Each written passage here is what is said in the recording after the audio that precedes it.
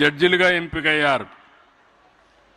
దేశంలో important institutions IIM కానీ, IIIT కానీ, NIT కానీ, IITలో కానీ మొత్తం మీరు చూస్తే 29 మందికి సీట్లు వచ్చాయి. ఈ సీట్లు వచ్చిన ప్రతి ఒక్క పిల్లల్ని మనస్ఫూర్తిగా అభినందిస్తున్నా, టీచర్లను కూడా మనస్ఫూర్తిగా అభినందిస్తున్నా. ఒక చిన్న ఇన్స్టిట్యూట్గా తయారైంది చూస్తే గండికోటలో 6 నుంచి 10 వరకు 581 మంది ఉన్నారు. ఇంకొక పక్క జూనియర్ కాలేజ్ 690 మంది ఉన్నారు. చల్లపల్లి అక్కడ 370 మంది ఉన్నారు. మొత్తం కలిసి 1641 మంది పిల్లలు ఈరోజు ఉన్నారంటే దానికి కారణం శ్రీమతి భువనేశ్వరి మేనేజింగ్ ట్రస్టీ అని మరొకసారి విజ్ఞప్తి చేస్తున్నా. ఆ రోజు ప్రారంభించింది 131 మందితో. ఆ రోజు ప్రారంభించింది ఒక అవసరం కోసరం. ఈరోజు ఆ అవసరం ఒక ఇన్స్టిట్యూషన్ ఆఫ్ ఎక్సలెన్స్గా తయారైంది. ఇప్పుడే మీరు చూశారు, నేను టెక్నాలజీ ఐటీ ఎప్పుడో ప్రారంభించాను. హైటెక్ సిటీతో ప్రారంభమైంది. 3 విషయాలు పిల్లలు మీరందరూ గుర్తుపెట్టుకోవాలి. ఇంత మునిపే సాంబశివరావు గారు చాలా స్పష్టంగా చెప్పారు. భువనేశ్వర్ గారు చాలా వారి యొక్క అనుభవంతో వారు విజన్ ఇచ్చారు. ఎన్నో సంవత్సరాలు కాలేదు, 95లో నేను మొట్టమొదటిసారిగా ముఖ్యమంత్రి అయిన తర్వాత హైదరాబాద్లో ఐటీని ప్రారంభించాం. ఒక హైటెక్ సిటీతో ప్రారంభమైంది. ఒక ఇంజనీరింగ్ కాలేజీతో ప్రారంభమై 9 ఏళ్లలో 300 ఇంజనీరింగ్ కాలేజీలు వచ్చాయి. ఆ రోజు చదువుకోవాలంటే కాలేజీలు లేని ప్లేస్ నుంచి చదువుకోవాలంటే ఎక్కడికి పోయే పని లేకుండా ప్రపంచంలో ఎవరు చదువుకోవాలన్నా హైదరాబాద్కు వచ్చే పరిస్థితికి వచ్చిందంటే అది ఆ రోజు చూపించిన చొరవ. ఇంకో పక్క ఇప్పుడే మన వాళ్ళు మాట్లాడినప్పుడు ఒక విషయం చెప్పారు. ఇవన్నీ చూసినప్పుడు కొన్ని జ్ఞాపకం వస్తాయి. నేను ఎప్పుడు కూడా ఒకటే ఆలోచించాను, రాజకీయాల్లో ఉండే మేము నీతి నిజాయితీగా ఉండాలి.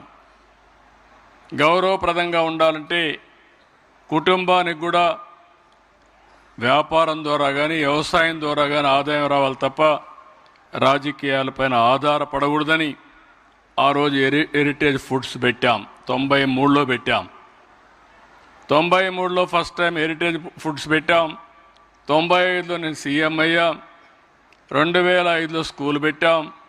97లో ఎన్టీఆర్ మెమోరియల్ ట్రస్ట్ పెట్టాం. కానీ నేను 2 ఏళ్లలోనే, ఆ రోజు మీరు అందరూ గుర్తుపెట్టుకోవాలి, పిల్లలకు ఒక విజన్ ఉండాలి. నేను చిన్నప్పుడు కాలేజీలో చదువుకునేటప్పుడు నాకు ఒక ఆలోచన వచ్చేది, ఏం కావాలి అని. చాలామంది ఐఏఎస్ చేయమన్నారు.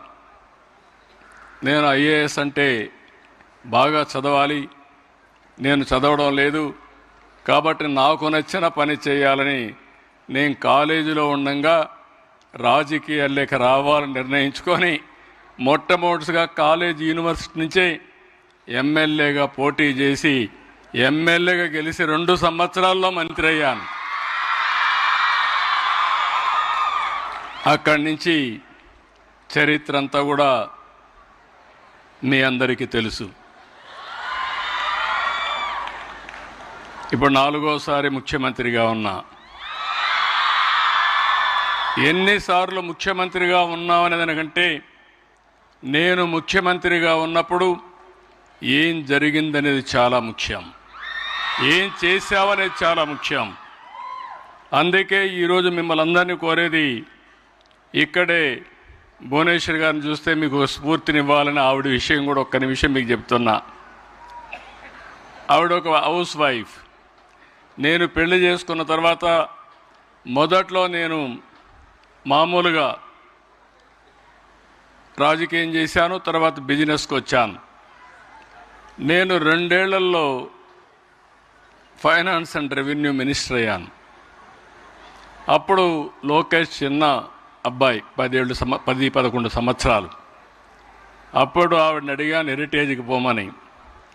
నేను పోలేను, నాకు అనుభవం లేదు, నేను పోనని చెప్పి కొంత అయిష్టంగా ఒప్పుకున్నారు. ఆ తర్వాత హెరిటేజ్కి మీరు చూస్తే నేను ఎప్పుడూ పట్టించుకోలేదు. సమర్థవంతంగా పనిచేసి హెరిటేజ్ వ్యవస్థని, ఆ కంపెనీని బ్రహ్మాండంగా నడిపించిన వ్యక్తి భువనేశ్వరి గారు. అంటే ఓసారి పట్టుదల ఎట్లొస్తుందనే దానికి ఇదొక ఎగ్జాంపుల్ మాత్రం. ఇప్పుడు నేను పేపర్లో చూసి చెప్తున్నా, ఆవిడ ట్యాబ్లో చూసి ఉపన్యాసం ఇస్తూ ఉంది. నేను టెక్నాలజీ గురించి మాట్లాడుతున్నా, ఆవిడ టెక్నాలజీ వాడుతూ ఉంది.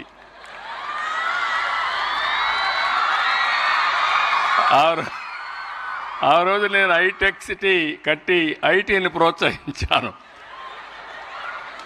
ఈరోజు మళ్ళీ డేటా సెంటర్, లేకపోతే ఆర్టిఫిషియల్ ఇంటెలిజెన్స్, ఇంకో పక్కన quantum valley, quantum computers, green energy, లేకపోతే సెమీ కండక్టర్. ఇప్పుడే ఇక్కడ చదువుకున్న అబ్బాయి కూడా సెమీ కండక్టర్ వెళ్ళే పరిస్థితికి వచ్చాడు. సెమీ కండక్టర్, డ్రోన్ టెక్నాలజీస్, ఇంకో పక్కన స్పేస్ టెక్నాలజీ. ప్రపంచంలో ఏవైతే టెక్నాలజీస్ ఉన్నాయో అవన్నిటికీ చిరునామాగా ఆంధ్రప్రదేశ్ని తయారు చేయాలని నెక్స్ట్ జనరేషన్ టెక్నాలజీకి వెళ్ళాను. నేనైతే అవన్నీ ప్రజల కోసం చేస్తున్నాను, కానీ భువనేశ్వర్ గారు మాత్రం చాలా సమర్థవంతంగా సింపుల్గా పేపర్లు లేకుండా ట్యాప్ తీసుకొచ్చి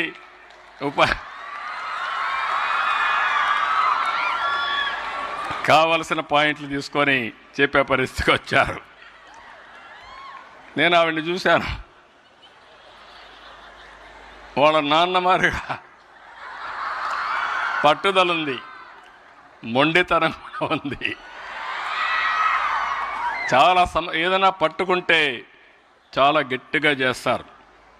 నేను చూశాను ఆవిడ్ని ఒక భార్యగా, తల్లిగా, గృహిణిగా, ట్రస్టీగా, హెరిటేజ్ ఎండీగా చాలా విజయాలు చూశాను. నేను గర్వపడుతున్నా. ఎందుకంటే ఒక్కొక్కరు ఒక్కొక్క పనికే పరిమితం అవుతాం. నేను ముఖ్యమంత్రికే పరిమితం అవుతాను, లేకపోతే అట్ బెస్ట్ పార్టీ అధ్యక్షుడిగా, మంచి పార్టీ అధ్యక్షుడిగా పనిచేస్తాను. మిగిలిన అన్ని విషయాలు సమర్థవంతంగా నిర్వహిస్తూ ఆవిడ ఎక్కడా లోటు లేకుండా చేసే పరిస్థితికి వచ్చారు.